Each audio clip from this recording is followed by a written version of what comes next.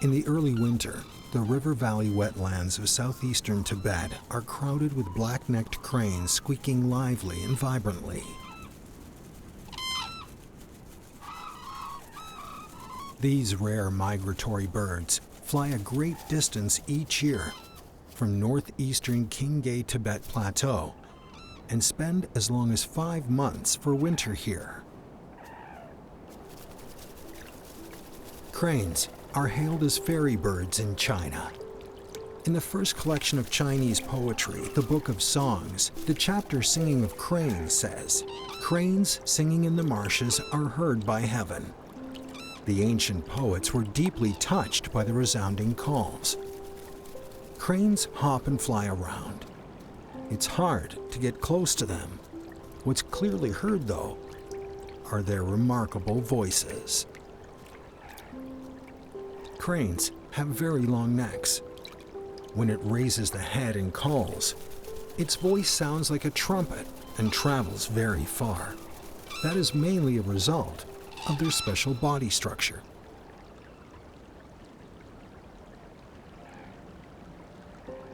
One-third of the black-necked crane's slender neck is covered by black feathers.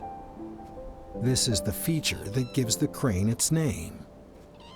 Among 15 species of cranes in the world, the black-necked crane is the latest to be discovered and named. It's also the only crane species to live and breed on the Qinghai-Tibet and Yunnan-Guizhou plateaus. Life on the plateau is harsh. The weather changes dramatically. The ground is covered with heavy snow. Food is scarce for the black-necked cranes. Moreover, the fledglings have a low survival rate. The black-necked crane has a very small population. It is under first-class state protection in China and is listed as vulnerable on the IUCN Red List.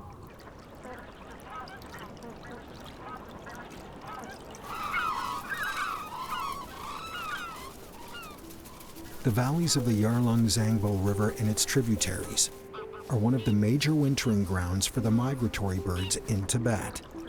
Immersed in the pleasant natural environment, a large number of black-necked cranes spend winter here every year. There are also water birds like wild geese and ducks.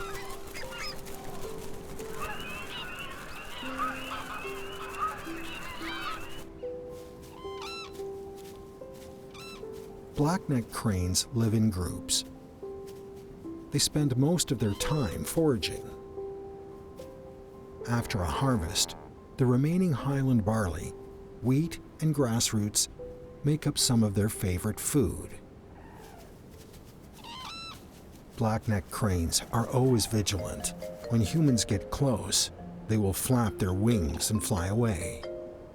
When searching for a foraging spot, they hover in the sky at first, and then land when the ground is clear with no obvious threats. Black-necked cranes are easily scared, but they are no longer afraid of the local residents. The black-necked crane is called chong-chong in Tibetan. In local tradition, it is a token of luck, longevity, and loyalty. Local people treat the lucky bird with love and reverence. Be it in the Tibetan classic Epic of King Geyser or in Thangka paintings, the black-necked crane is always there. It is a glimpse at the black-necked crane's status to Tibetans.